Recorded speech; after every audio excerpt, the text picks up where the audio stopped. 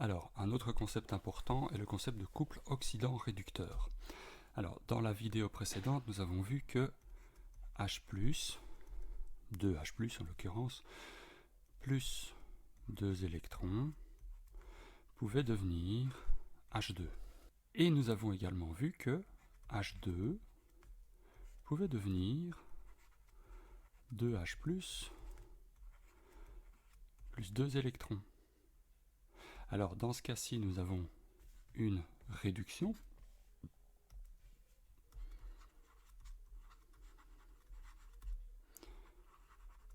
Ici, une oxydation.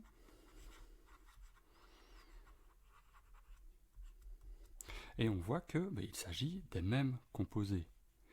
Alors, celui-ci, H+, puisqu'il subit une réduction, est donc un oxydant. Et H2 est un réducteur. Ceci nous amène tout simplement à dire qu'un oxydant devient donc un réducteur quand il subit une réduction, et un réducteur devient un oxydant. Alors, on peut généraliser cela en écrivant l'oxydant d'un couple, mettons 1, se transforme en réducteur 1. On va toujours noter l'oxydant suivi du réducteur. C'est ce qu'on va appeler le couple oxydant-réducteur.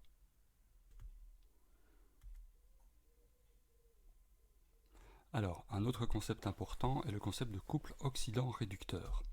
Alors, dans la vidéo précédente, nous avons vu que H+, 2H+, en l'occurrence, plus 2 électrons pouvait devenir H2. Et nous avons également vu que H2 pouvait devenir 2H+, plus 2 électrons. Alors, dans ce cas-ci, nous avons une réduction.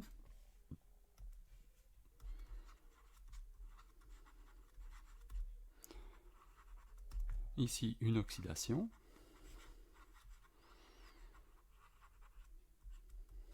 Et on voit que il s'agit des mêmes composés. Alors, celui-ci, H+, puisqu'il subit une réduction, est donc un oxydant. Et H2 est un réducteur. Ceci nous amène tout simplement à dire qu'un oxydant devient donc un réducteur quand il subit une réduction, et un réducteur devient un oxydant.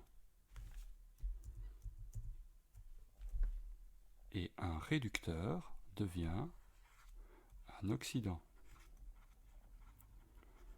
Alors, on peut généraliser cela en écrivant l'oxydant d'un couple, mettons 1, se transforme en réducteur 1.